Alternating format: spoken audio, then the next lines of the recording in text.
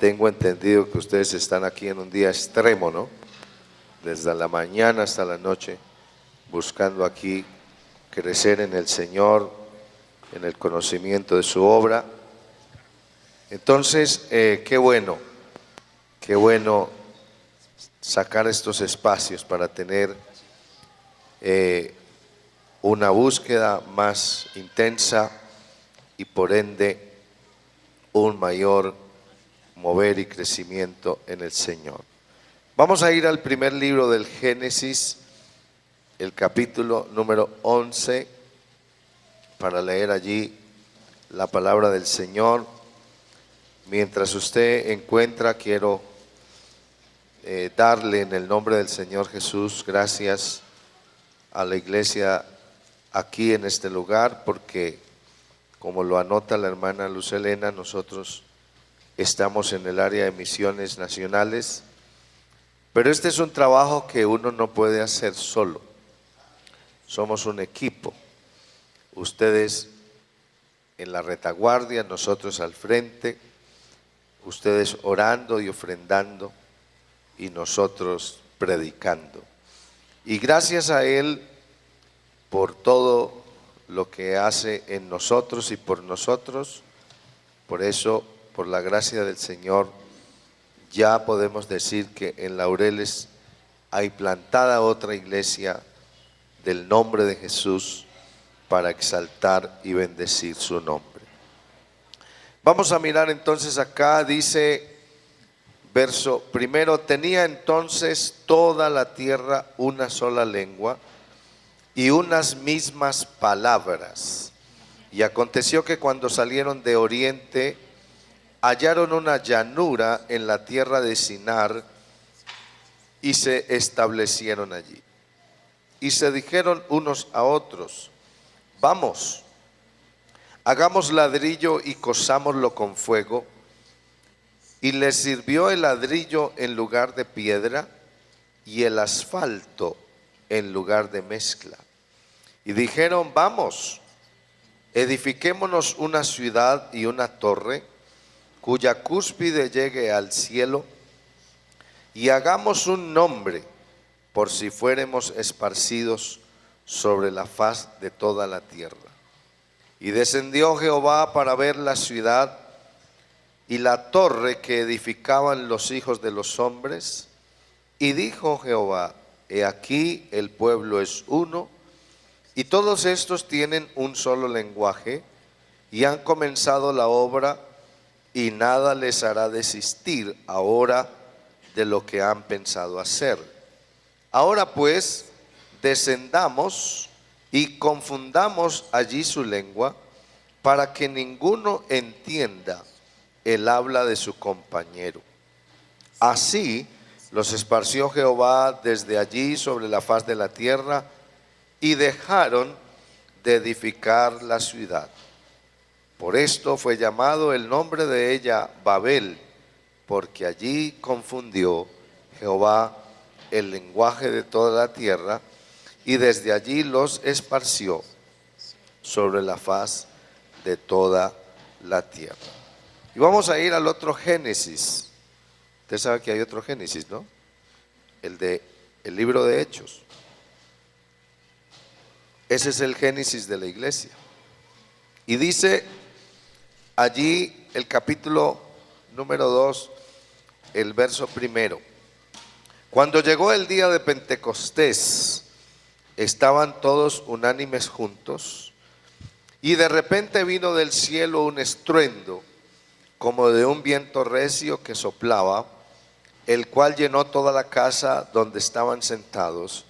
Y se les aparecieron lenguas repartidas como de fuego, asentándose sobre cada uno de ellos. Y fueron todos llenos del Espíritu Santo, y comenzaron a hablar en otras lenguas, según el Espíritu les daba que hablasen. Moraban entonces en Jerusalén judíos, varones piadosos de todas las naciones bajo el cielo. Y hecho este estruendo, se juntó la multitud y estaban confusos, porque cada uno les oía hablar en su propia lengua.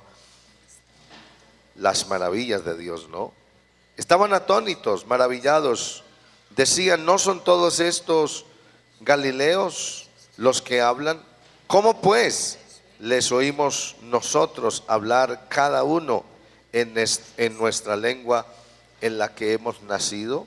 Partos, medos, elamitas, y los que habitamos en Mesopotamia, en Judea, en Capadocia, en el Ponto y en Asia, en Frigia y en Panfilia, en Egipto y en las regiones de África más allá de Cirene, y los romanos aquí residentes, tanto judíos como prosélitos, cretenses y árabes, les oímos hablar en nuestras lenguas las maravillas de Dios. Gloria al Señor. Tome su lugar, por favor, y en el nombre de Jesucristo vamos a predicar su palabra aquí. Bueno,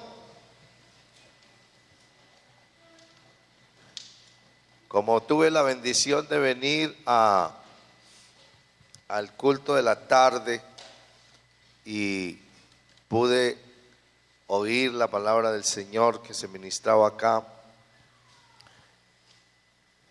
no puedo menos que hacer una conexión con lo que Dios estaba diciendo ahora en la tarde, y es esa manera extraña, diferente en la que Dios hace sus obras.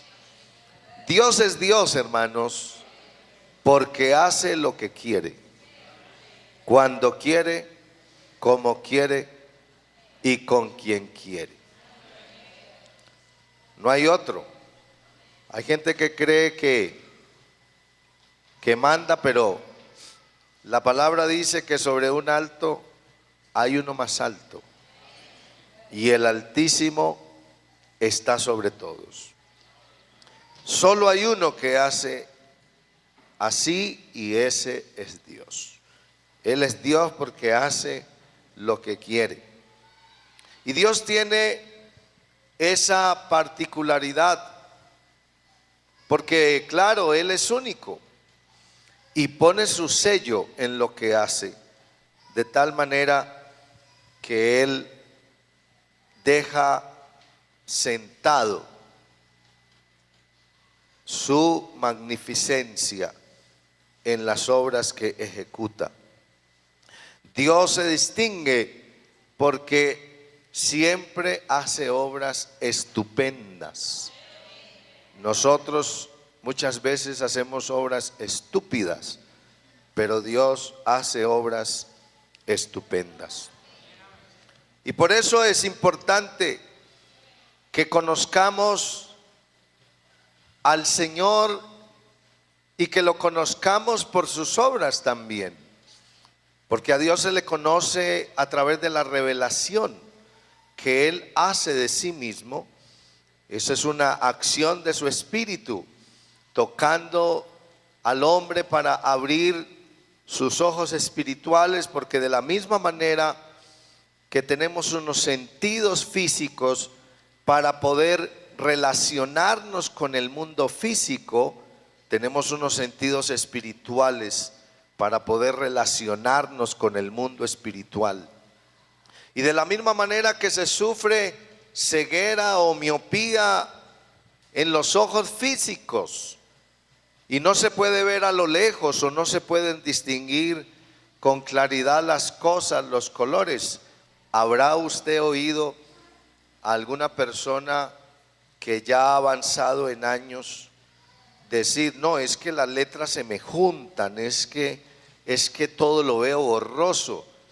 Yo tenía a mi abuela hace unos días en casa que le iban a operar de una catarata en los ojos, y ella decía, qué tristeza, yo sé que usted me está hablando ahí, pero no lo veo, solo veo una sombra. Y entonces la operaron y gracias a Dios nos pudo volver a ver. Eso debe ser fascinante, ¿cierto?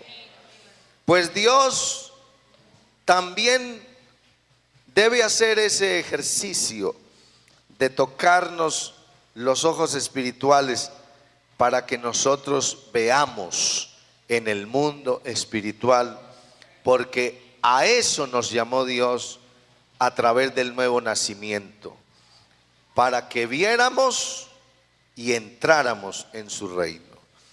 Y como su reino no es comida ni bebida y no es un reino físico, pues no hay manera de que lo podamos observar y comprender sino a través de la visión espiritual. Y por eso qué bueno que el Señor abra nuestros ojos para ver lo que hemos de ver en su presencia. Así que es importante notar cómo Dios ha obrado y está obrando, porque debemos entender sus propósitos en cuanto a que si los entendemos, pues vamos a poder sintonizarnos con Él, afinarnos con Él, y de esa manera Él va a poder lograr hacer lo que quiere, porque aunque Dios lo puede todo, Él ha querido operar a través nuestro.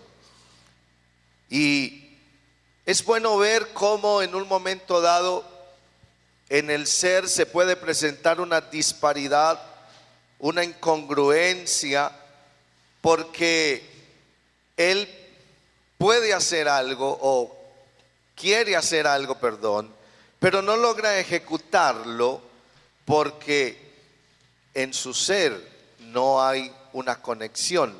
Déjeme referirme a un caso bien particular, una persona que es cuadraplégica, que está, a causa de X o Y motivo, allí impedida en su movilidad, y aunque los pies están ahí y las manos están ahí y tienen hasta vida, amén, porque no es que estén muertas, hay una conexión que no está funcionando para permitir que eso que la cabeza está pensando, los miembros lo ejecuten. Y ahí está la limitación. Pues nosotros tenemos que entender que somos los miembros de Dios, que Dios opera en nosotros y por nosotros, pero que para que Él opere en nosotros y por nosotros, debe hacerlo a través de su Espíritu, porque Dios es Espíritu, que metido en nosotros puede, al permitirnos comprender su propósito, es lo que hay que hacer, conectarnos con Él para hacer su voluntad. Note que uno lee esas expresiones, dice, por ejemplo, la palabra, y hacía el Señor milagros extraordinarios por las manos de Pablo. Era él el que tocaba a los enfermos, pero Jesús actuaba a través de esas manos. Y nosotros necesitamos eso, necesitamos entrar en armonía con Dios para poder comprender qué es lo que quiere hacer y en razón de eso ejecutarlo para la gloria de su nombre. ¿Se acuerdan que Ezequiel se halló en el valle de los huesos secos? Y la pregunta del Señor fue, ¿vivirán estos huesos? Y Ezequiel me parece demasiado inteligente, o usó su inteligencia, porque todos somos inteligentes. Lo que pasa es que a veces no usamos la inteligencia, pero creo que Ezequiel la usó muy bien en ese momento para responderle al Señor y decirle, tú lo sabes. Él no se puso a decir nada porque no lo sabía. Así como podían que vivieran, podía que no. Tú lo sabes, Señor. Y entonces el Señor, claro que lo sabía, para eso estaba allí. Y estaba partiendo de esa situación y diciéndole, entonces a Ezequiel, note que le dice, di, habla. Dios pudiera haber hablado, no necesitaba usar un profeta para hablar, pero Dios así lo ha querido y Dios no se fracciona, Dios no se contradice. El día que Dios dice voy a usar este instrumento, lo usa y punto. Amén. Por eso Dios le da la palabra primero a Ezequiel para que Ezequiel luego la anuncie. Y cuando la anuncia, la palabra se ejecuta porque viene de parte de Dios. Entonces, eso es importante, porque a veces nosotros queremos hacer las cosas en nombre de Dios y eso plantea una contradicción. Sabe que había unas jóvenes, estaban al lado de un río que había crecido bastante porque había llovido mucho en la noche, con una cantidad de personas allí que querían llevar al culto al otro lado del río, donde estaba el lugar que se estaba celebrando una tremenda campaña y donde Dios estaba obrando de manera poderosa.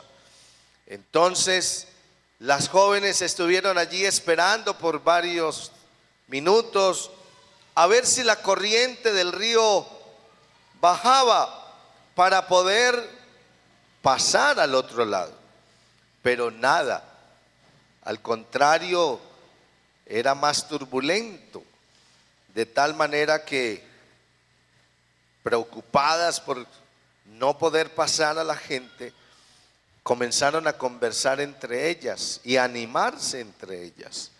Y quiero decirle desde ya, no se apresure a decir amén. Y entonces una dijo, bueno, ¿qué vamos a hacer? Y otra dijo, pues, ¿cómo que qué vamos a hacer? Nosotros tenemos el Dios de Elías, nosotros tenemos el Dios que le abrió camino a Israel en el mar. Otra dijo, amén, eso es cierto. Él fue el que le dijo a Pedro que caminaran sobre las aguas. Y otra dijo, pues hay que invocarlo para que nos pase allá al otro lado, porque esta gente necesita salvarse y para eso hay que llevarlos a que oigan la palabra del Señor. Pues formaron un círculo, se cogieron de las manos e hicieron eso que nosotros llamamos una oración de poder. Que a veces es que alzamos más fuerte la voz, pero es que Dios no es sordo. Esto del poder no consiste en gritar. Esas son las cosas que tenemos que aprender a distinguir. Entonces, ellas oraron fervientemente y dijeron todo eso, que el Señor era el que abría el mar, que el Señor era el que había pasado a Israel por el Jordán y todas esas cosas. Y luego dijeron, en tu nombre, Señor, no le vamos a meter a este río. Y se le metieron. Y 5 días después las pudieron sacar del mar completamente despedazadas. Y eso causó un escándalo tremendo. Y eso le echó agua al fuego que se estaba encendiendo en esa región para un gran avivamiento. Y la pregunta quedó flotando: ¿qué pasó? ¿Por qué Dios no actuó? ¿Por qué Dios no hizo un milagro? ¿Por qué dejó avergonzadas a esas muchachas que oraron con tanto fervor y que oraron con tanto poder? Y otros se burlaban y otros lanzaban improperios contra el mensaje del Señor. Pero sabe, alguien se dedicó a buscar al Señor en oración y a preguntarle: Señor, enséñeme, permítame comprender qué fue eso que pasó, porque aquí tenemos una gran lección que debemos aprender. Y Dios es bueno. Cuando se le pregunta, Dios responde. ¿Acaso no es eso lo que le dijo a Jeremías? Clama a mí y yo te responderé y te enseñaré cosas grandes y ocultas que tú no conoces. Pues Dios le enseñó a ese hombre, y creo que ustedes también lo quieren aprender esta tarde.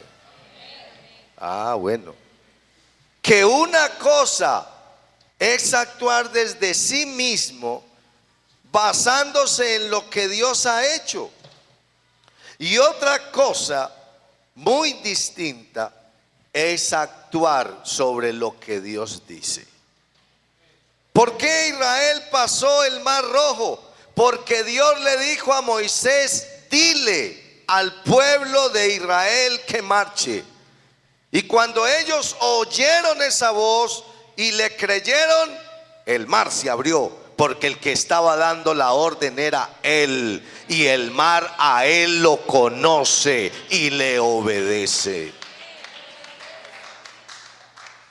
Cuando Dios le dio la orden al pueblo de Israel para que pasara el río Jordán, era un pueblo numeroso. Dios le pudo haber dicho: háganse en un puente o construyan unas balsas. Pero Dios le dijo que los sacerdotes se metan con el arca en el Jordán, y cuando lo hagan, las aguas se van a detener allá arriba para que el pueblo pase en seco. Y como ellos hicieron lo que Dios les dijo, ellos pudieron pasar en el mar, en el río. Acuérdense que los egipcios también dijeron: pues ahí hay un camino, vamos a pasar nosotros también. Pero ellos no lo pudieron pasar, porque es que Dios pasa al que quiere cuando hace sus obras. Y en el caso de Pedro, acuérdese que Pedro vio al Señor y no dijo: me voy a ir a encontrarlo en el mar. No, Pedro sabía que sobre el mar no camina nadie. Pedro era chisparoso y a veces hasta muy adelantado. Tenía la chispa adelantada del hombre, pero no era bruto. Él sabía, como buen pescador, que uno no puede caminar en el agua. Pero él miró a su Señor y le dijo: si eres tú, manda, ordena, da la palabra para que yo vaya caminando a ti sobre las aguas. Y Jesús se lo concedió. Jesús le dijo: venga, mijo. Por eso Pedro se pudo tirar, cayó parado en el agua, que uno no cae parado en el agua nunca, y empezó a caminar sobre el agua. Pero fue porque el que tiene poder le dijo que viniera, mijo.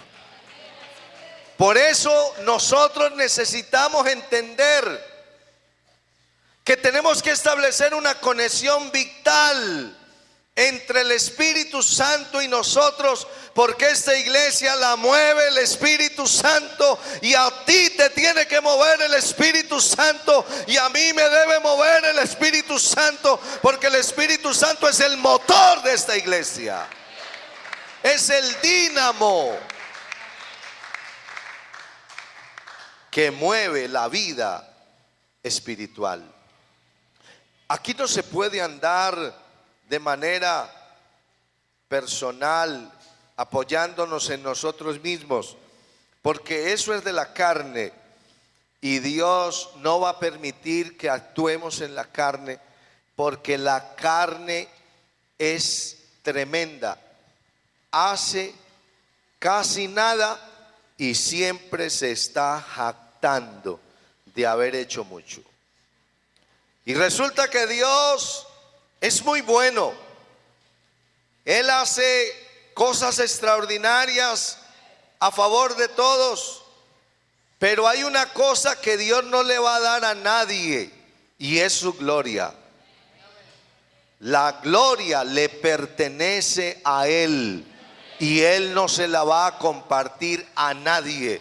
Por eso necesitamos actuar en el Espíritu, porque solo cuando nos movemos en el Espíritu estamos conscientes que Él es el que está obrando, que nosotros solo somos el instrumento, pero que la gloria es de Él. Es vital entender eso. Mire, hemos leído este pasaje de Génesis, el capítulo 11. Y nos comienza la palabra diciendo que toda la tierra tenía una misma lengua y hablaban y tenían unas mismas palabras. Eso quiere decir que no había idiomas ni dialectos. Hasta ese momento no se conocía otro idioma que el que todos tenían. Así que no había escuela de idiomas, ni se estudiaba idiomas, ni había traductores, ni había diccionarios bilingües, porque todo el mundo hablaba una sola lengua, la lengua conocida en ese momento. Todos, aunque eran muchos, todos hablaban las mismas palabras. Hoy eso no es así, ¿no? Porque uno oye hoy cosas muy raras. Hay idiomas, hay dialectos y hay hasta jergas. Usted encuentra a alguien que llega a una tienda y dice: ve, men, dame 2 tortas zulias y un mesano y 2 canicas para echarle al piano, para que me suene el diapasón. Y usted se queda pensando: ¿y eso qué es, hombre? La gente dice unas cosas raras. El lenguaje es muy complejo hoy por la variedad que hay. Pero toda la tierra hablaba una sola lengua. Y entonces, cuando todos se hablan el mismo idioma, hay una cosa que es fácil y es entenderse. Amén.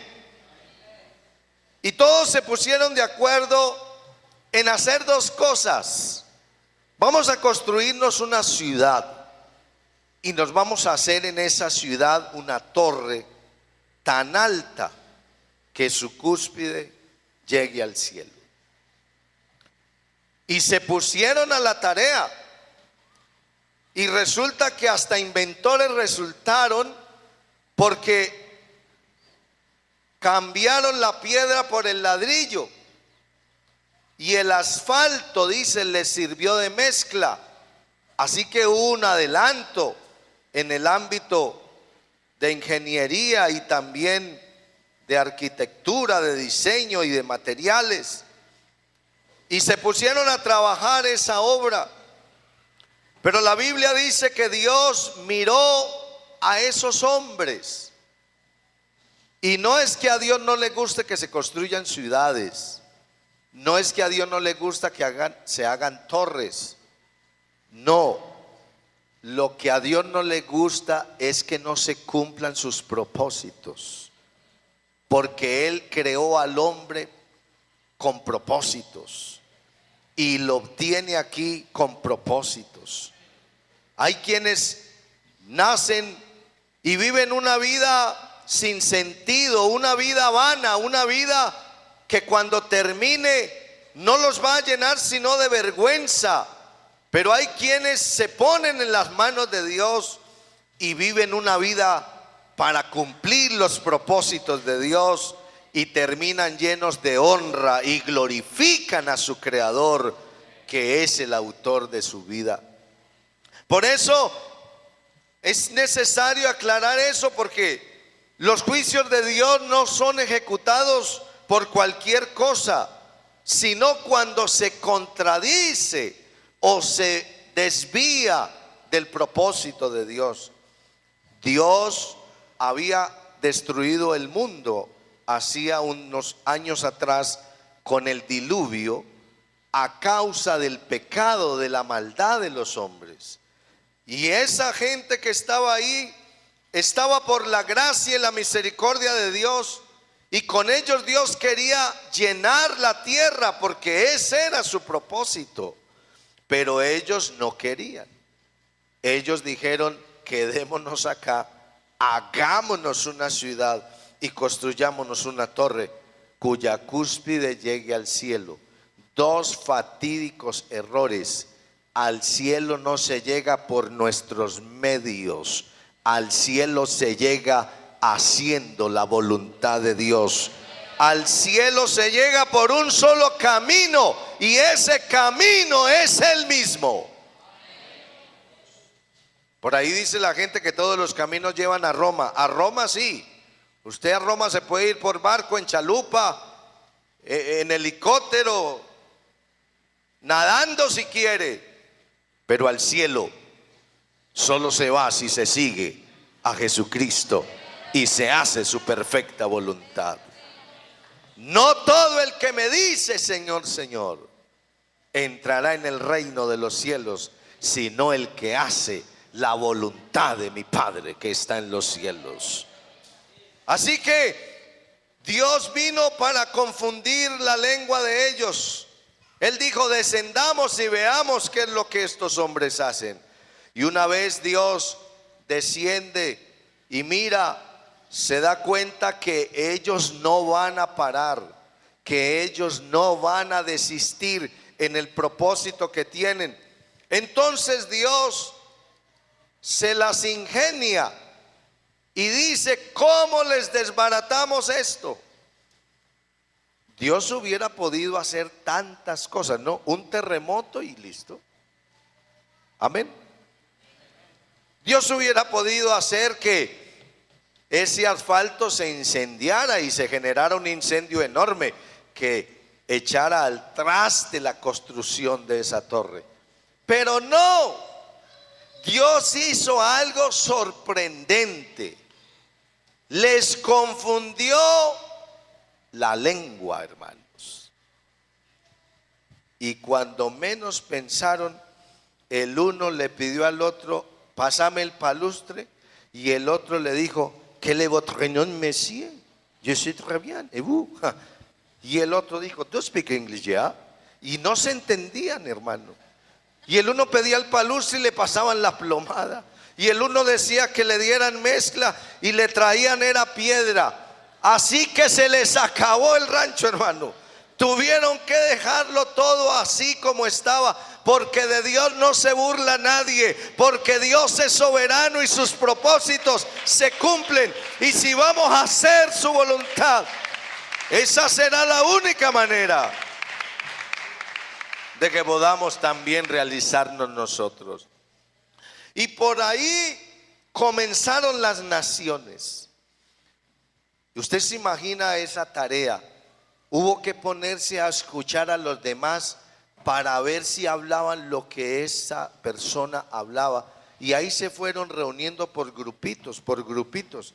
Y entonces, cuando hubieron quizás, qué sé yo, 100,000 o 50,000 que hablaban ese idioma, dijeron: bueno, ¿y entonces qué? No, mijo, vámonos para otro lado, porque con esta gente no podemos hacer lo que hay que hacer. Y sí ve que terminaron haciendo lo que Dios quería que hicieran, que llenaran toda la tierra. Es que de Dios, ¿quién puede escapar a su soberanía? Nadie. Él es Señor, Él es el Altísimo Dios. Por eso se originaron las naciones. Pero entonces Dios vio cómo las naciones crecieron y esas naciones comenzaron a pelear las unas con las otras. Se formaron las guerras. Ya nos estaban hablando aquí esta tarde un poco de cómo se tuvo que enfrentar Israel con los filisteos y con esas otras naciones. ¿Por qué? Porque cada nación quiso ser la única. Porque cada nación quiso conquistar a las demás y someterlas y levantarse. Y eso siempre ha sido así. El hombre ha estado contendiendo por poder, porque sin él se siente vacío y sin lugar a duda ve que no puede realizarse y trascender. ¿Acaso no es esa la lucha en la que los hombres están involucrados a diario, ubicándose en una de esas esferas del poder, ya sea intelectual, ya sea militar, ya sea económico, financiero o ya sea religioso? Pero la gente busca estar en una esfera de poder, porque solo con poder el hombre trasciende, solo con poder el hombre ejecuta cosas importantes. Pero el poder que el hombre necesita no es financiero. Un tiempo atrás no hubo dinero en el mundo. ¿Y cómo vivían los hombres? Intercambiando sus productos. Antes no había las armas sofisticadas que hoy hay, y los hombres se peleaban a los golpes. Antes no había la ciencia y la tecnología que hoy hay, y los hombres tenían que vivir vidas rústicas, pero vivían, todos vivían.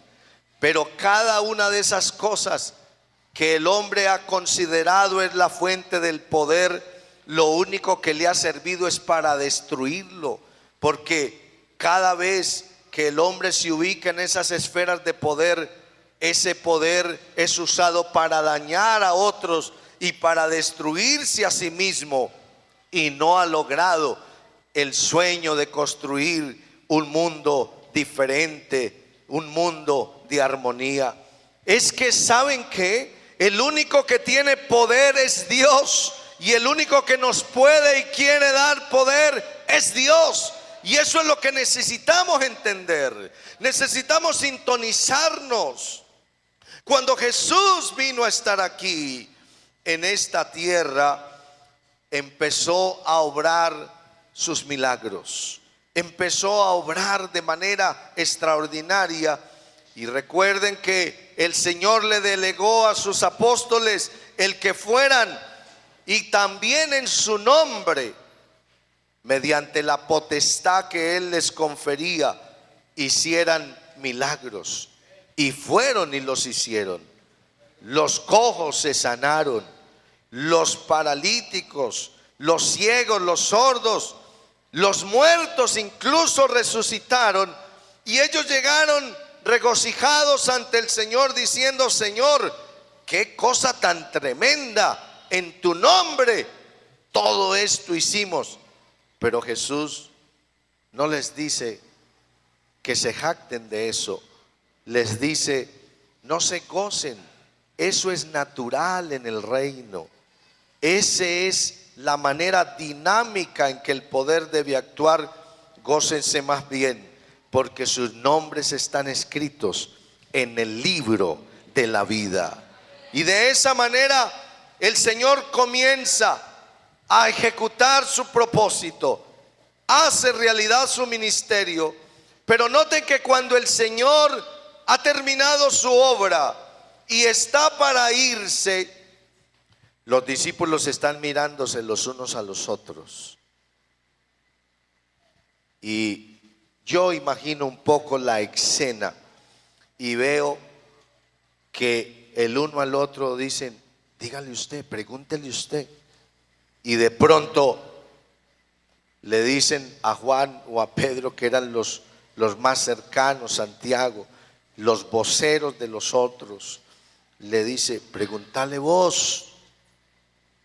Y alguien se atreve a preguntarle a Jesús: Señor, ¿vas a restaurar el reino de Israel en este tiempo? Porque ellos estaban soñando con eso. Ellos querían ser lo que fueron tiempo atrás. Dios los había escogido de lo más bajo y los había puesto en lo más alto. Israel tuvo un tiempo en que fue la cabeza de todas las naciones. ¿Por qué? Porque Dios los escogió a ellos, se les reveló como Dios, los libró con mano poderosa de la esclavitud en Egipto y los levantó a un nivel muy alto, dándoles su ley, dándoles su bendición, estableciéndolos en esa tierra que fluía leche y miel, para que todas las demás naciones pudieran verlos a ellos y darse cuenta que la clave de la prosperidad, de la seguridad y de la bendición es tener a Dios de nuestro lado. Por eso ellos, en el tiempo que lo entendieron, pudieron tener la más grande bendición. Todos los reinos vecinos le fueron tributarios. Tenían el rey más sabio, tenían el templo más hermoso, la economía, todo estaba bien en Israel. La Biblia dice que la plata, el oro era como la plata y que la plata era como el hierro. Fueron los años dorados, la época dorada de Israel. Pero cuando ellos se separaron de Dios, cuando olvidaron sus mandamientos, Dios los dejó. Y entonces de cabeza pasaron a ser cola, y de nuevo sus enemigos los sometieron a esclavitud, perdieron su identidad y empezaron a pasar toda suerte de vicisitudes. Fue cuando Él entonces vino a visitarlos, y cuando Él comenzó a hacer los milagros que hizo, le surgió el anhelo, el deseo de que su reino iba a volver a ser levantado. Pero resulta que ya se va a ir el Señor y el reino no ha sido aún restaurado. Y entonces viene la pregunta: ¿restaurarás el reino de Israel en este tiempo? ¿Nos vas a volver a llevar a ese sitio de bendición y de privilegio que tuvimos? Y la respuesta del Señor es: no les toca a ustedes saber los tiempos o las sazones que el Padre tiene en su sola potestad, pero les dio la más fantástica de las noticias: ustedes van a recibir poder, y cuando lo reciban por la acción del Espíritu Santo, serán mis testigos en todas las naciones. En otras palabras, déjeme traducírselo. El Señor les está diciendo: claro que yo voy a instaurar mi reino, pero mi reino no será un reino político, no será un reino físico, no tendremos un territorio con unas fronteras. Mi reino va a llenar la tierra, mi reino va a cobijar a todas las naciones, y en mi reino no se va a trabajar con el poder militar. No son las armas físicas, sino las espirituales las que yo le voy a dar para que destruyan con ellas fortalezas. No es pan ni comida en el ámbito espiritual, sino pan del cielo y agua de vida para que sacien el hambre de toda la gente que se está muriendo en ese ámbito espiritual. Y eso es lo que nosotros tenemos que entender: que Dios ha venido a hacer una obra y que nosotros estamos incluidos en ella para poder ejecutar su propósito. Dios entonces se aprestó para hacer algo 10 días después de que hablara con esos hombres en ese monte de los olivos. Les dijo que se quedaran en Jerusalén, cosa que ellos obedecieron. Y allí ese grupo como de 120, que eran personas tan diversas, que eran personas tan distintas en edades, en gustos, en temperamentos, en caracteres, se reunieron y Dios empezó a trabajar con ellos. Ellos se dieron cuenta que definitivamente necesitaban eso que Jesús les había ofrecido, y era el Espíritu Santo. Por eso estuvieron rogando, dice la Biblia, durante unos 10 días. Y llegó el día de Pentecostés. Y cuando era la mañana del día de Pentecostés, dice la palabra de Dios que de repente, sin anuncio, hubo un estruendo, un estruendo tan grande que la ciudad se conmovió.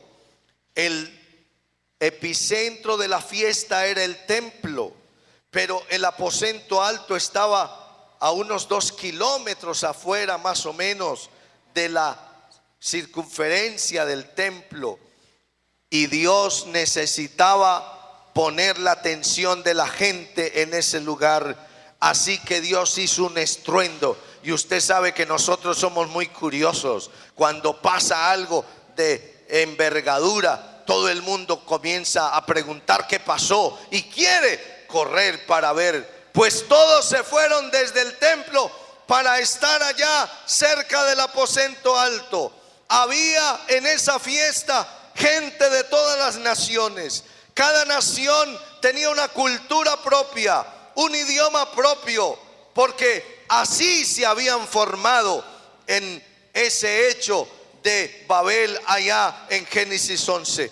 Pero ese día el Dios que había puesto a todos a hablar en otras lenguas para que no se entendieran, para que se dividieran y se esparcieran sobre la tierra, hizo todo lo contrario. A todos los puso a hablar en la lengua del otro, para que entendieran el poder de Dios, el amor de Dios, la grandeza de Dios y los propósitos de Dios. Bendito su nombre. Por eso ese día, a pesar de que había gente de más de 13 naciones, con costumbres y con tantas cosas que pudieran tomarse como diferencia, fueron todos unificados en una sola familia. Y por eso todos fueron bautizados en el nombre del Señor Jesucristo.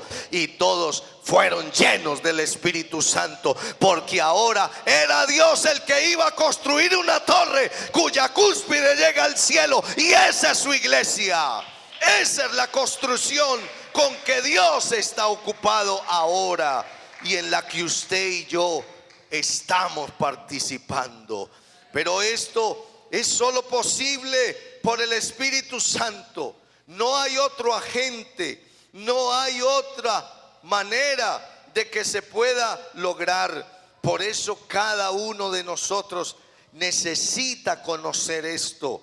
Hay quienes piensan que el Espíritu Santo es algo, pero el Espíritu Santo no es algo, es alguien. Y ese alguien no es indeterminado, porque algunos piensan que el Espíritu Santo es una cosa, es una paloma. No, el Espíritu Santo es Jesús. El apóstol Pablo dice, 2 Corintios 3:17, porque el Señor es el Espíritu, y donde está el Espíritu del Señor, allí hay libertad. Y él dice en Filipenses capítulo 2 que el Señor es Jesús, y que eso lo va a declarar toda lengua, y que toda rodilla se doblará para reconocerlo. Y San Juan 4:24 dice que Dios es espíritu, por lo tanto Jesús es Dios, por lo tanto Jesús es el Señor, por lo tanto Jesús es el Espíritu Santo.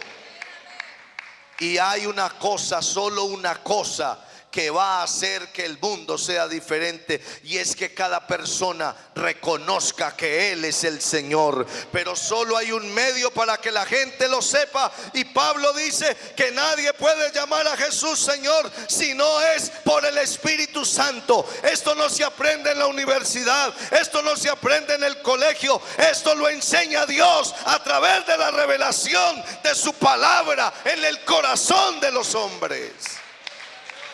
Por eso cuando un hombre, no importa quién sea, cómo viva, de qué nacionalidad sea, puede ser lleno del Espíritu Santo, es metido en este cuerpo que es la iglesia, y comienza a tener una unidad y una identidad. Porque aunque hablemos idiomas diferentes y nos pongamos vestidos diferentes, tenemos un centro que es Cristo, y en ese centro tenemos un solo Señor, un solo bautismo, una misma fe, un mismo Padre, un mismo Dios. Y por eso aquí en la China, en la Conchinchina o donde sea, todos exaltamos a este Señor y vivimos para este Señor y predicamos a este Señor y glorificamos a este Señor.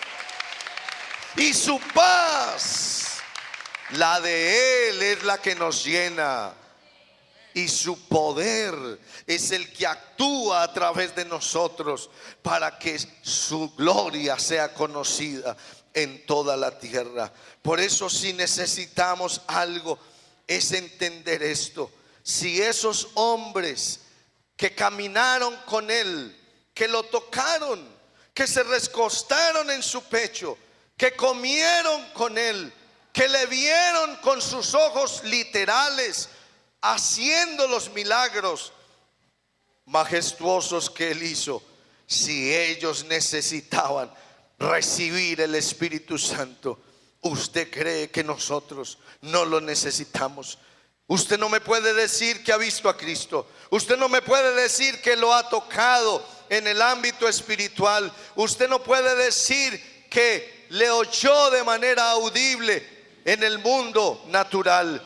Pero Dios ha querido cumplir su promesa. Él dijo: no los voy a dejar huérfanos. Él ha dicho: yo estaré con ustedes todos los días hasta el fin del mundo. Y por eso prometió darnos el Espíritu Santo. ¿Y qué es el Espíritu Santo? El bautismo del Espíritu Santo, ¿qué es? El bautismo del Espíritu Santo es que Dios, que está conmigo, pasa a estar en mí. Y con Dios metido en mi corazón, yo soy otro, porque me convierto en la oficina ambulante de Dios. Me convierto en la embajada de Dios en este mundo.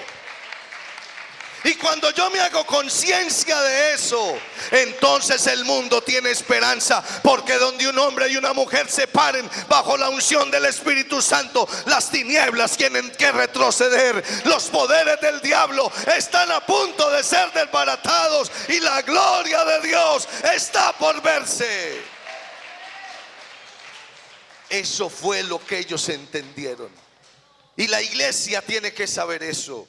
La iglesia tiene que saber que su poder no es el dinero, que su poder no son 4 ametralladoras o 4 fusiles. No, la oración es un misil más poderoso que cualquier ojiva nuclear. Porque si la disparamos aquí esta tarde, y creo que disparamos una en este momento, Dios está usando al hermano David en el Brasil, y la gloria de Dios se está derramando. Porque cuando esta iglesia ora, los poderes del infierno se tienen que sacudir en cualquier lugar de este planeta.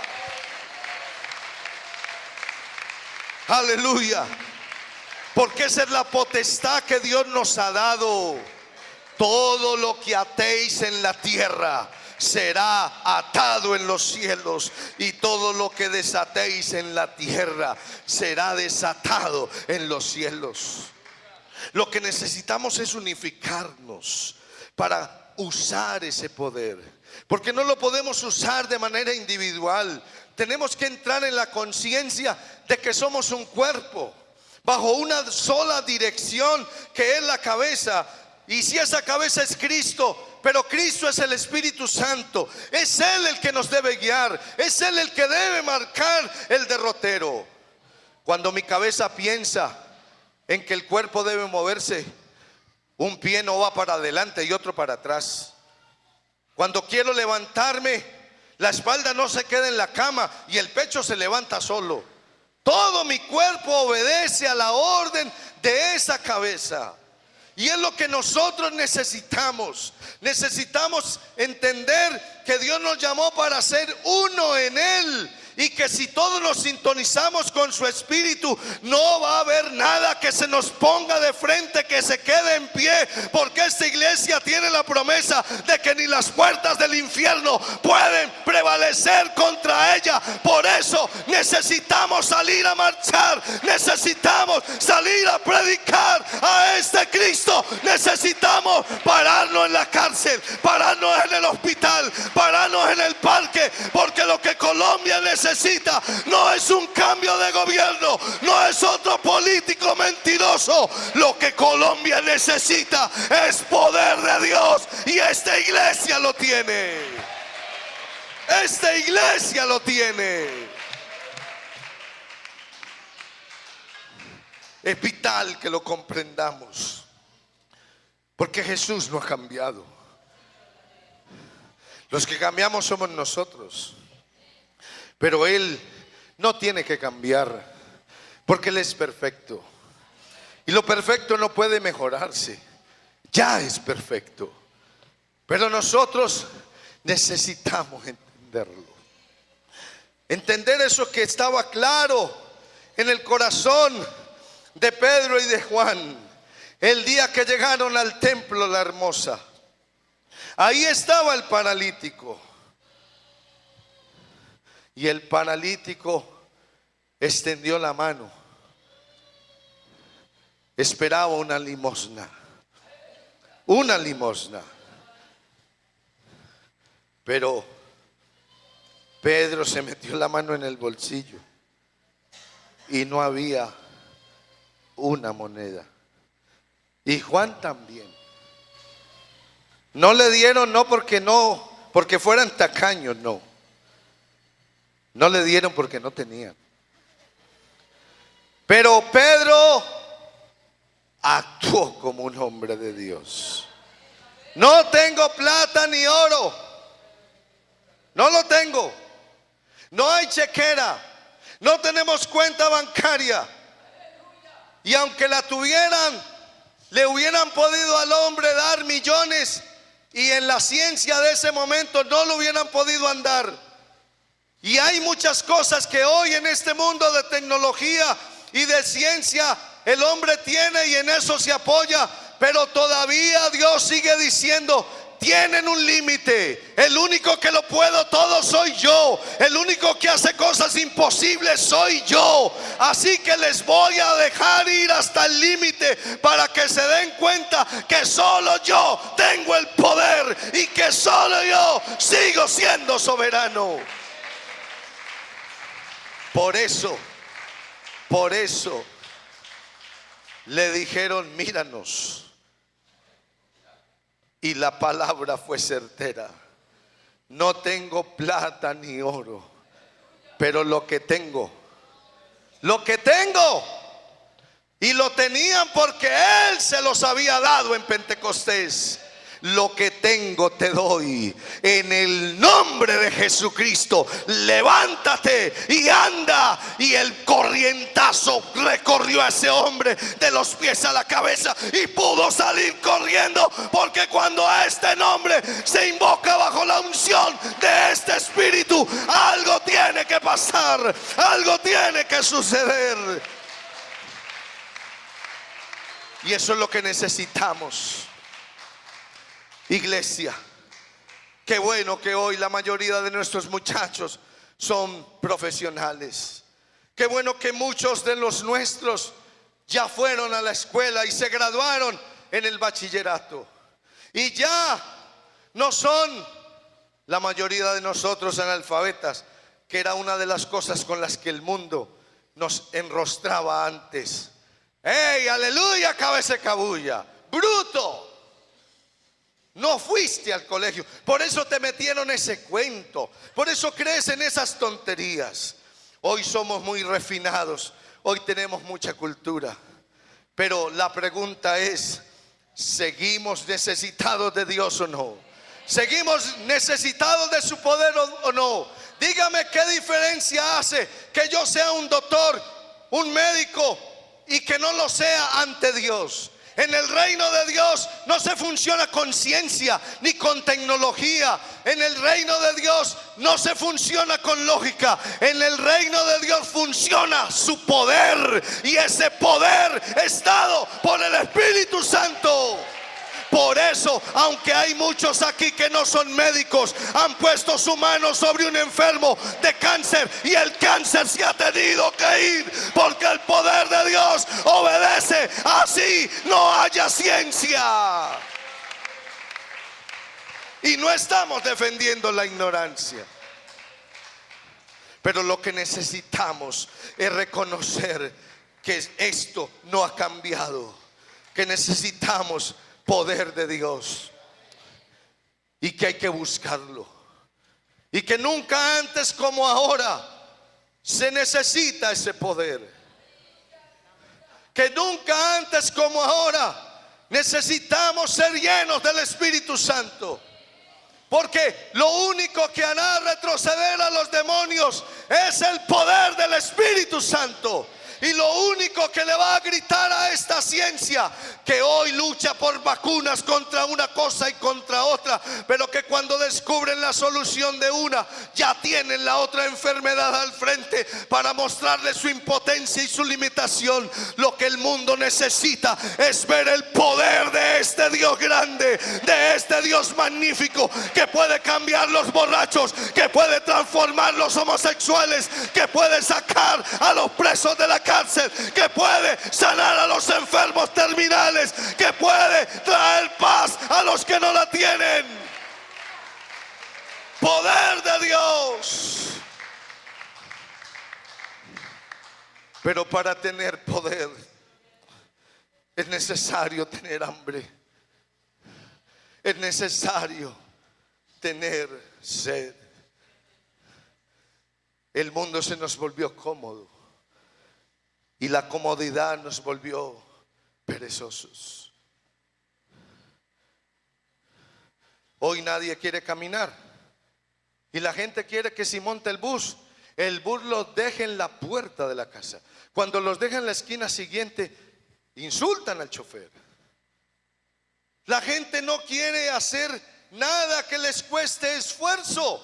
La gente no quiere. Todo lo quiere fácil. Todo lo quiere rápido, todo lo quiere ya. Pero Dios tiene lo que necesitamos. Pero Dios no es un Dios de baratijas ni de promociones. Dios no va a salir a decirnos: estoy dando 3 por 2, pague 1 y lleve 2. No, Señor, si usted quiere 1, tiene que pagar por ese 1. Y si quiere 2, tiene que pagar por los 2. Eliseo le dijo a Elías: quiero una doble porción del Espíritu que está en ti. Y Elías le dijo: claro, lo puedes tener. Puedes tener el doble de lo que yo tengo, pero tienes que pagar el precio. Por eso note que cada vez que Elías tenía que ir a un lugar, le dijo: Eliseo, quédate aquí que yo voy para Gilgal. Y él dijo: olvídate, yo también voy para Gilgal.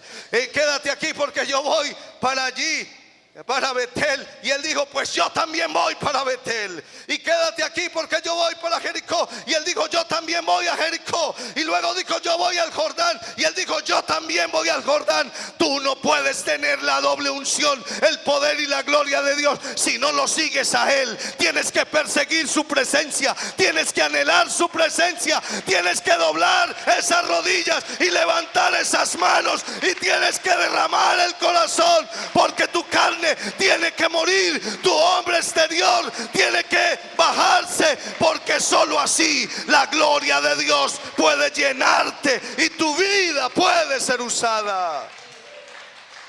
Porque sin muerte no hay resurrección, y porque si el grano de trigo no muere, no puede haber cosecha.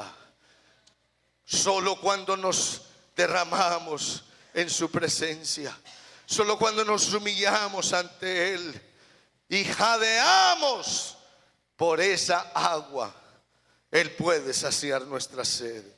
Solo cuando nuestro ser interior gime y tiene hambre, Dios puede venir y saciar nuestra sed. Por eso tenemos que ser persistentes en la oración. Por eso tenemos que ser persistentes en la búsqueda de su rostro, porque Dios nos quiere usar, pero hay que pagar un precio. Y eso es lo que necesitamos entender.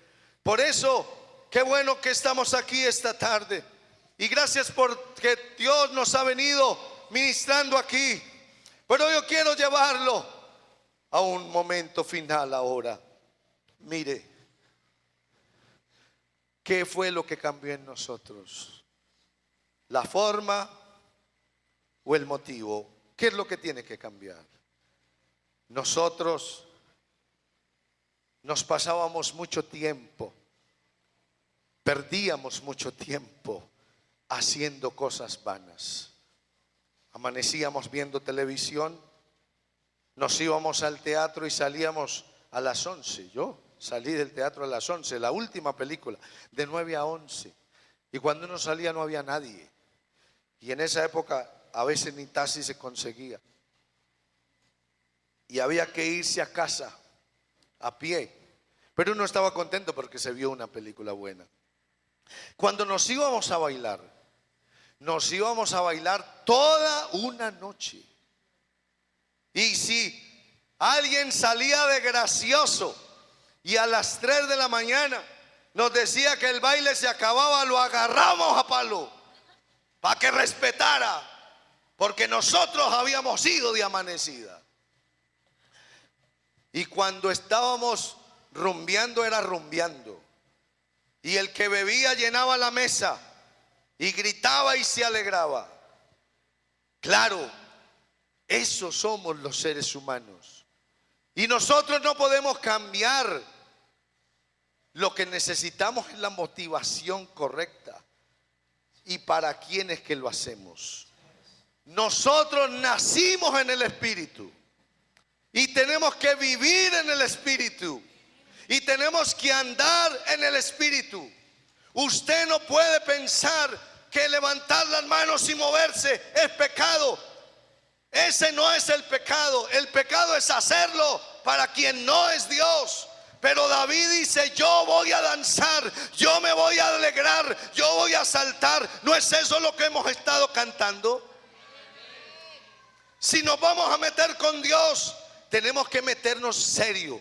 Porque mire, la gente allá afuera puede estar equivocada. Pero si usted quiere, espérese unos días para que vea cómo se va a poner esta ciudad con la fiesta de las flores. La gente se va allá y amanece allá y no quiere otra cosa. Y cuando sus cantantes salen, esa gente grita, aplaude, brinca. Eso es lo de ellos. Están en el motivo equivocado, pero nosotros tenemos el motivo correcto.